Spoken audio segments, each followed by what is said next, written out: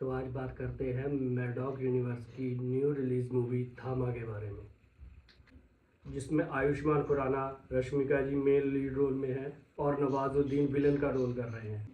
ये film Maddock universe की 5th movies है। इससे पहले 4 मूवीज़ आ चुकी हैं, स्त्री, स्त्री टू, मुंजिया, भेड़िया, और ये 5th मूवी है थामा। ज़्यादा स्पॉइलर की बात ना करते हम सीधा स्टोरी की कुछ बातें करते हैं। तो आयुष्मान का करेक्टर गोयल का है, जो किसी एक्सीडेंट की वजह से वैम्पायर बन जाते हैं, जिसे मूवी में बेताल भी कहा गया है।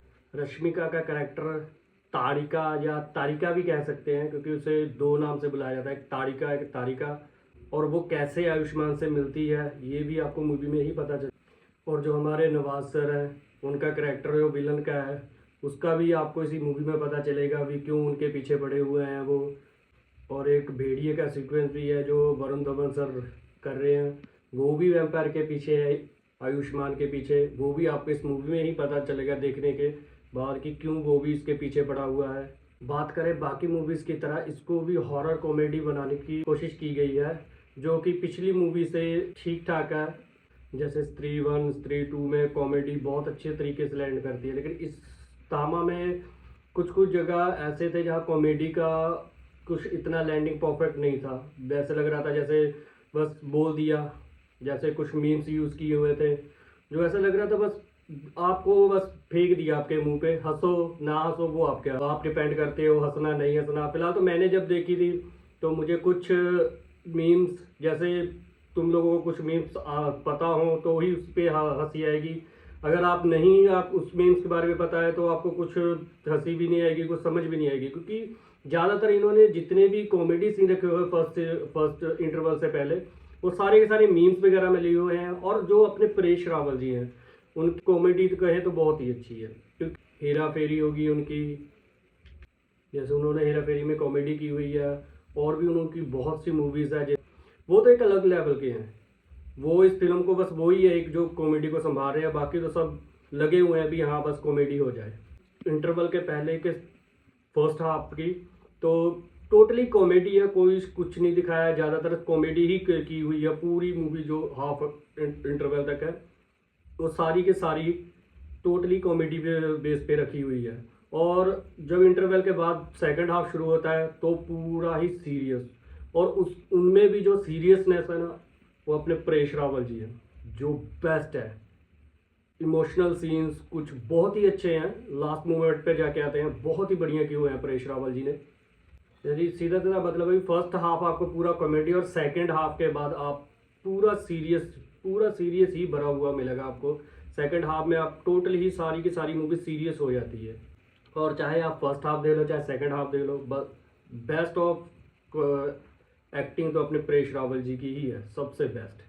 आयुष्मान तो मेन लीड रोल में है, एक्टर हैं, उनका तो है ही, पर परेश रावल जी ने जो एक्टिंग है ना उनकी फर्स्ट एंड हाफ में बेस्ट है, सबसे बेस्ट उनकी है। अब बात करते हैं मूवी के BFX की, तो सबसे बढ़िया BFX है इनका, क्योंकि जिस हिसाब से बजट है उस हिसाब से बहुत ही बढ़िया BFX था। जैसे वो वैम्पायर वाले दांत दिखाने, और रश्मिका को कई जगह पर दिखाया गया बहुत ही अच्छा। वैम्पायर की जो वो फाइट होती है उसकी वो चीज़ बहुत अच्छे तरीके से दिखाई गई हुई है। और एक सबसे बेस्ट सीन है भेड़िया का, वो आयुष्मान के साथ, वो सबसे बेस्ट है। इस मूवी का सेकंड हाफ के बाद आता है सबसे बेस्ट सीक्वेंस, वही चीज़ है जो भेड़िया और वैम्पायर की, इन दोनों की आयुष्मान की जो फाइट होती है, उसके VFX, भेड़िए को दिखाया उसका, यहाँ तक कि उसके भेड़िए के पूरे बाल तक भी हिलते हुए पूरे दिखाए हुए हैं। बेस्ट VFX किया हुआ है इस मूवी में इनने। और जो भेड़िए के एक्सप्रेशंस है वो तो बहुत बेस्ट दिखाए हुए हैं, वही सबसे अच्छा लगा इस मूवी में। सेकंड हाफ के बाद जो आता है सबसे बेस्ट वही चीज़ है। तो बात करते हैं मूवी के नेगेटिव पॉइंट की, तो हॉरर तो इसमें आपको कुछ नहीं मिलेगा, क्योंकि जैसे स्त्री 1 और स्त्री 2 में हॉरर का फील होता है, वैसे इस मूवी में कुछ भी ऐसा हॉरर तो आपको कुछ मिलेगा ही नहीं। मिलेगा तो आपको कॉमेडी, एक्शंस, बस यही चीज़ है इनमें। और कहीं कहीं पर तो कॉमेडी भी इतनी क्रिंज है कि क्या बताए, कि कहीं कहीं पर तो बहुत ज़्यादा क्रिंज है, कॉमेडी वगैरह के भी कुछ ज़्यादा ही क्रिंज है। नवाज सर का जो इसमें विलन का करेक्टर है यकास उनका, उसको भी इतना इम्पोर्टेंट नहीं दिया हुआ है। वो स्टार्टिंग में दिखाते हैं, बस स्टार्टिंग में दिखाने के बाद कुछ कुछ सीन्स बीच में डाले और सीधा लास्ट में ही है उनका। उनके जो विलन का करेक्टर था ना, इतना इम्पोर्टेंट नहीं दिया उसको भी, और ना ही उनकी पावर का कोई जस्टिफाई किया गया है, अभी क्या पावर है कैसे है, कुछ भी इतना दिखाया नहीं गया है नवाज सर के करेक्टर का। ओवरऑल ये सारी मूवी आयुष्मान के करेक्टर पे ही फोकस किया गया है, उसको दिखाने के लिए, बिल्डअप करने के लिए, इंट्रो करने के लिए। बस मूवी ज़्यादातर आयुष्मान के ही आसपास घूमती है, और जो फ्यूचर में मूवीज़ इनकी आने वाली है बस उनके ही ज़्यादातर इम्पोर्टेंट दिखाई गई है, और जो लास्ट में उनके पोस्ट का सीन वगैरह है कुछ, वो आपको मूवी में ही जाके पता चलेंगे। यही चीज़ें इस मूवी में बस दिखाई गई हैं। बाकी आपकी क्या राय है, जाके मूवी देख के बताइए भी कैसी लगी आपको ये मूवी।